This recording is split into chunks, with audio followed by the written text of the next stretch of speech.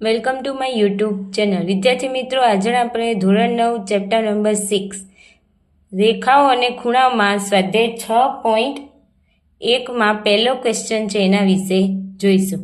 શું કીધું છે? આપેલ આકૃતિમાં રેખા AB દેખાય છે, હા, અને રેખા CD એ ક્યાં છેદે છે? O બિંદુમાં છેદે છે. આ રેખા AB અને આ રેખા CD O બિંદુમાં છેદે છે.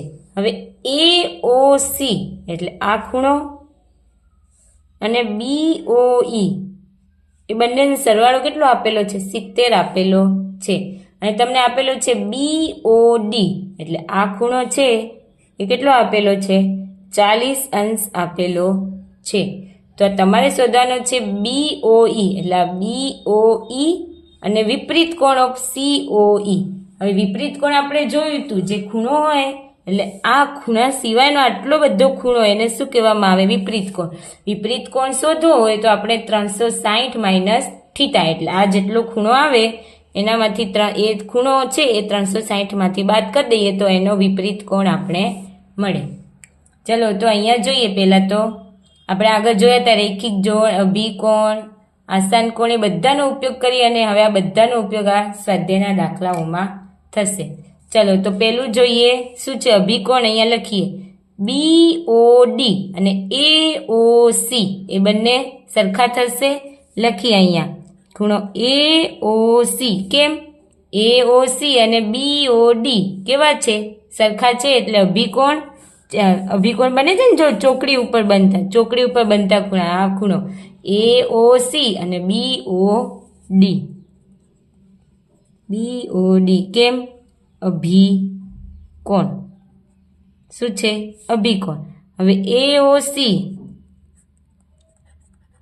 BOD નું માપ કેટલું છે? 40. તો AOC બી કેટલો મળશે? 40 મળી ગયો. હવે તમારે અહીંયા આપેલું જ છે ખૂણો AOC વત્તા ખૂણો BOE બરાબર કેટલા આપેલા છે? 70. હવે તમે જોઈએ AOC ની કિંમત કેટલી આવી? 40 અંશ. BOE શોધવાનું છે આપણે. આમાં બી BOE શોધવાનું છે ને. ચલો શોધી દઈએ. સિમ્પલ, સાદું.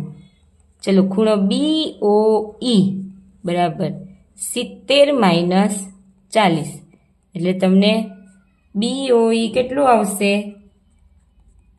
30 અંશ. કેટલું આવશે? 30 અંશ. હવે જો આ 40 અંશ મળી ગયો, આ 30 અંશ મળી ગયો. હવે આ શોધવાનો રહ્યો ને. જો એ શોધીશું તો આપણે આ મળી જશે. પછી આ બધાનો વિપરીત કોણ એટલે આપણે મળી જશે. ચલો તો જોઈએ. અહીંયા રેખિક જોડના ખૂણાઓ બને છે. જો AOC, COE અને EOB એ કેવા છે?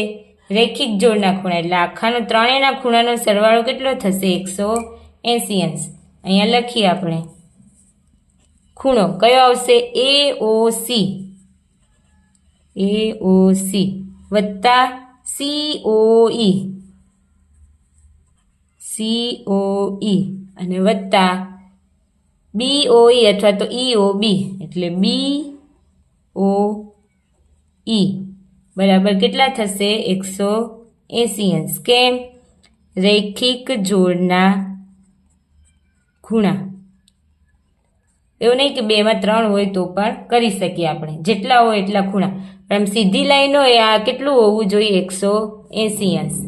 ચલો હવે લખીએ આપણે AOC કેટલું મળ્યું? 40. ખૂણો COE શોધવાનું. BOE કેટલું મળ્યું?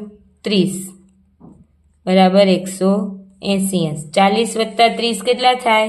70 વત્તા ખૂણો COE બરાબર 180 અંશ.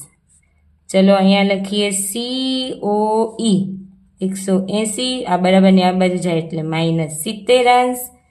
ખૂણો COE કેટલા આવશે? 110 અંશ આવ્યું. પણ આપણે શું શોધવાનું છે? વિપરીત કોણ COE. તો આપણે ખબર છે વિપરીત કોણ હોય COE તો એને શું કરવાનું હોય? 360માંથી જેટલો COE હોય એટલો બાદ કરવાનો. તો કેટલા આવશે 0. 5 6 માંથી 1 તો 5 એટલે કેટલો આવશે 250 અંશ આવશે. કેટલો આવશે 250 અંશ. શું વિપરીત કોણ ખૂણો COE કેટલો આવશે 250 અંશ. COE નો વિપરીત કોણ કેટલો આવશે 250 અંશ. થયું?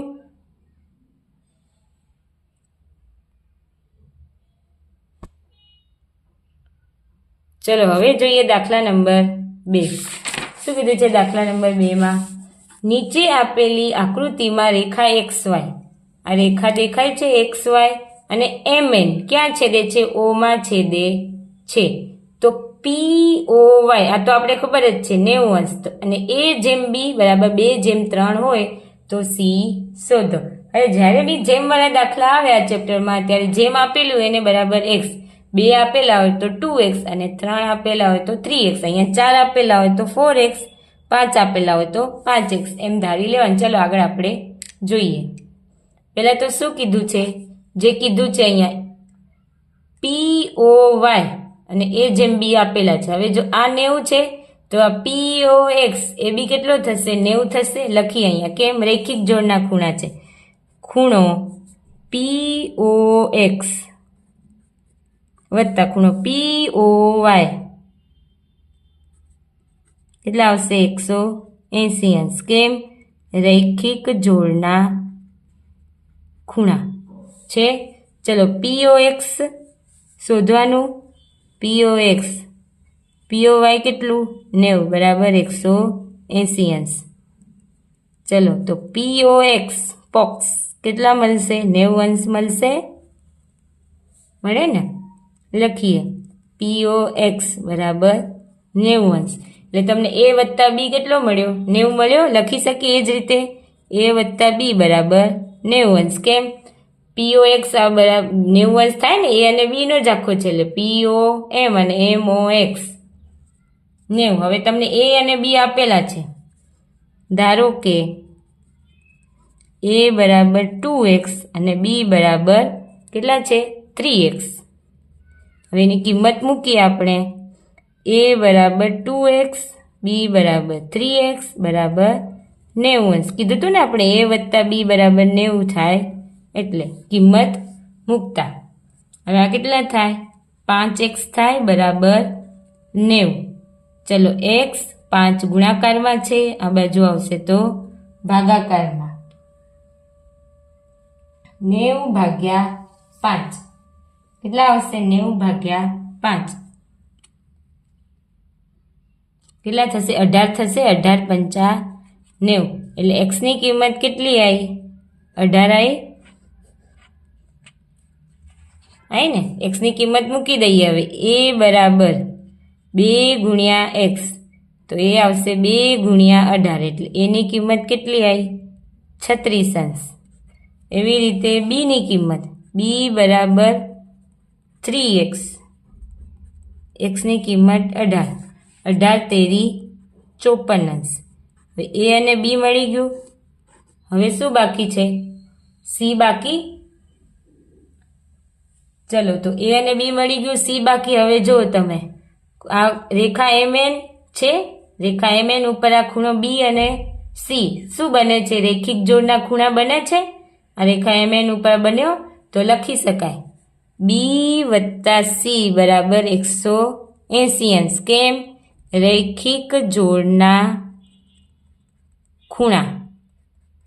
કેમ? જો XOM અને XCN એ કેવા છે? રૈખિક જોડના ખૂણા છે, પણ ખૂણાનું નામ આપેલું છે આપણે, એટલે B વત્તા C કરીએ. B ની કિંમત કેટલી આવી? 54. C શોધવાનું વત્તા 180 અંશ. ચલો C બરાબર 180 માઇનસ 54. 10 માં 4 જાય તો 6, 7 માંથી 5 જાય તો 2 આવશે ને? અને આ 1, એટલે C ની કિંમત કેટલી આવશે? 126 અંશ. કેટલી આવશે? 126 અંશ.